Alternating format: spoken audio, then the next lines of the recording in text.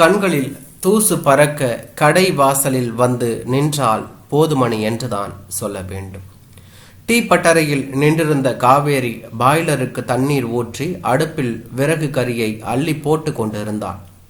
அடித்தட்டில் விழுந்த கரி துண்டுகளை கிளைத்துவிட உடம்பில் படிந்து உள்ள நீர்த்துளிகள் உதறுகிற நாய்க்குட்டி போல தட்டிலிருந்த நெருப்பு துண்டுகள் தன் மீதிருந்த சாம்பலை உதிர்த்து செந்நிறம் காட்டி மிளர்ந்தன.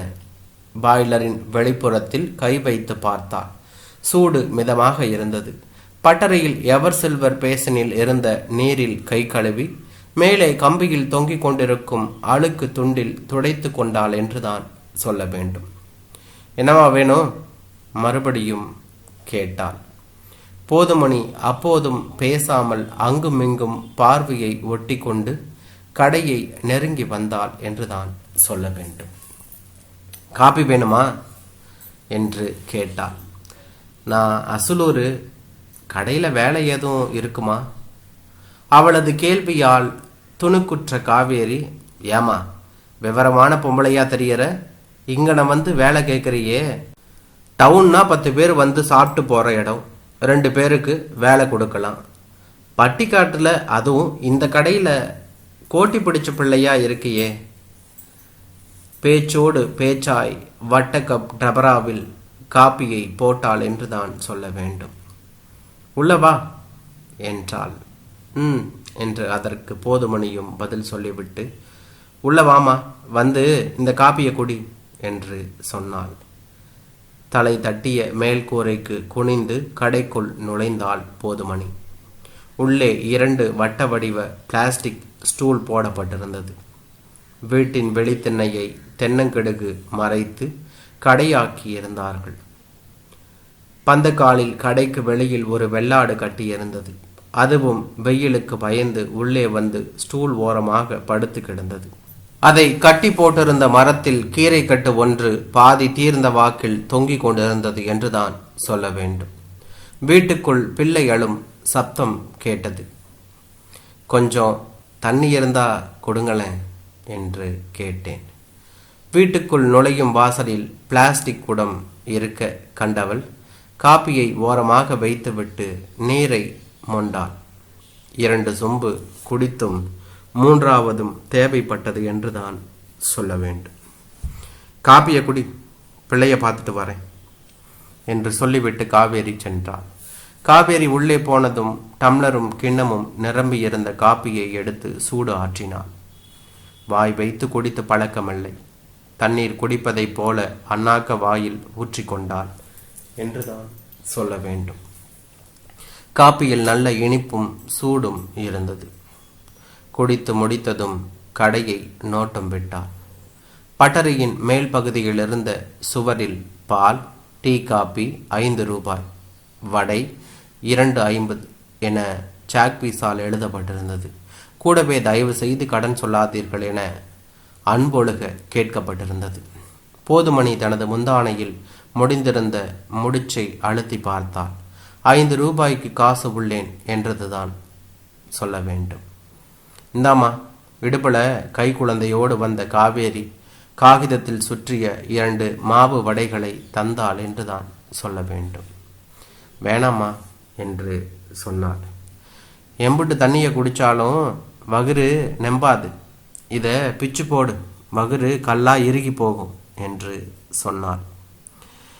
என்ன பண்டோம் ஒத்துக்காது, தவிர்ப்பதற்கான வழிமுறையில் ஒன்றை கையாண்டாள் என்றுதான் சொல்ல வேண்டும். காவேரி சிரித்தபோது இடுப்பில் இருந்த கைப்பிள்ளையும் சேர்ந்து சிரித்தது என்றுதான் சொல்ல வேண்டும்.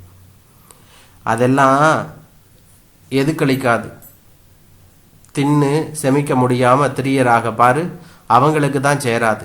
நமக்கெல்லாம் பசிச்ச வகுறு, பள்ளியை பிடிச்சு மெண்டு தின்னாலும் பசி அடங்காது என்று சொன்னார்.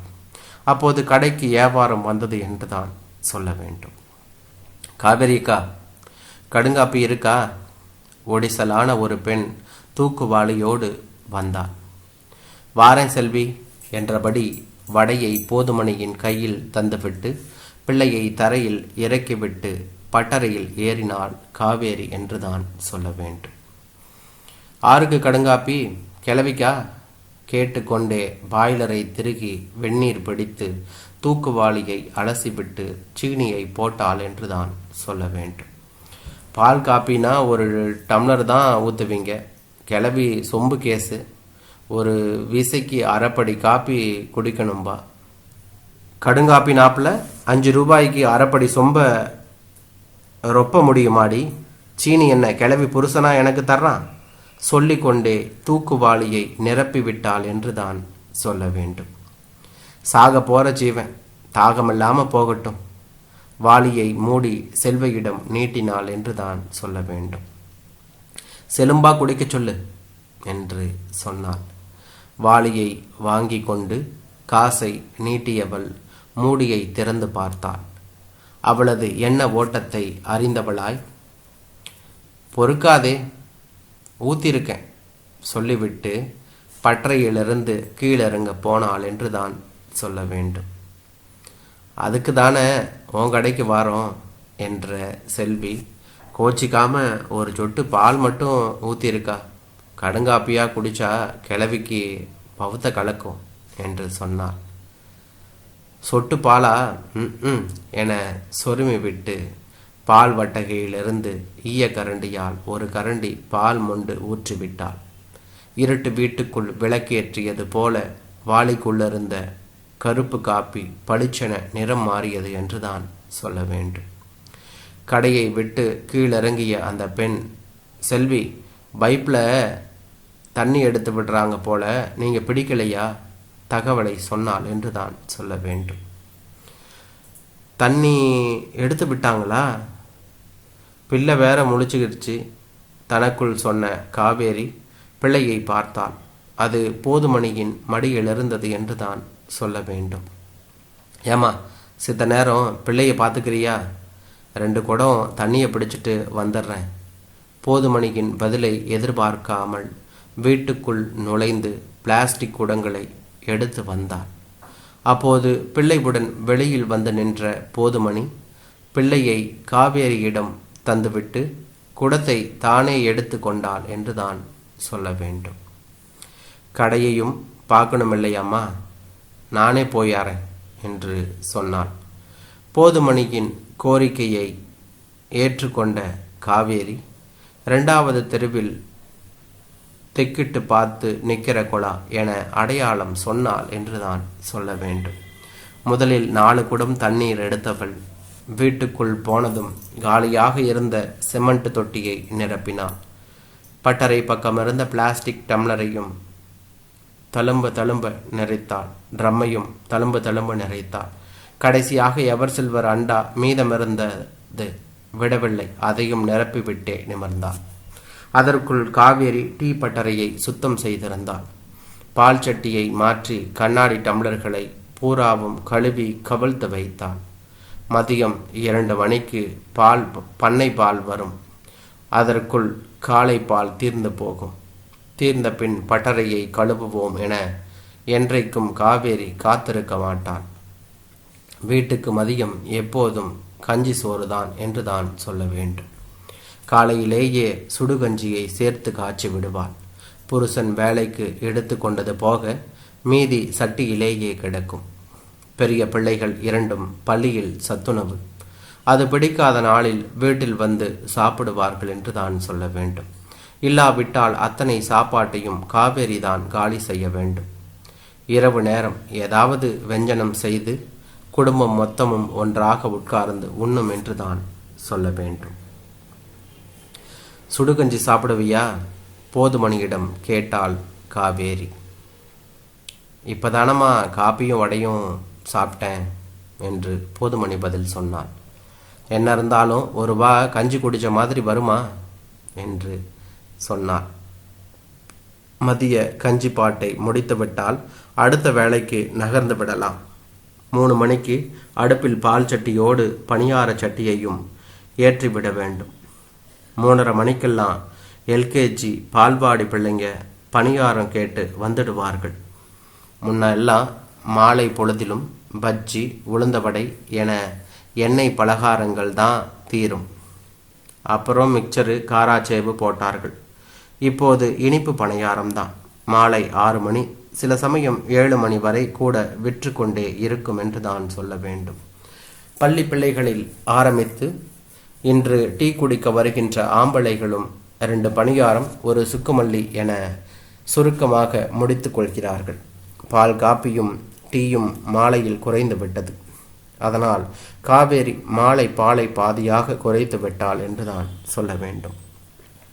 போதுமணிக்கு எப்படியாவது அந்த கடையில் ஒட்டிக்கொள்ள வேண்டும் என்ற எண்ணம் உருவாகிவிட்டது. ஒரு பொம்பளை, அதுவும் கடைக்காரி, இம்புட்டுக்கு பச்சை தண்ணியா இருக்காளே.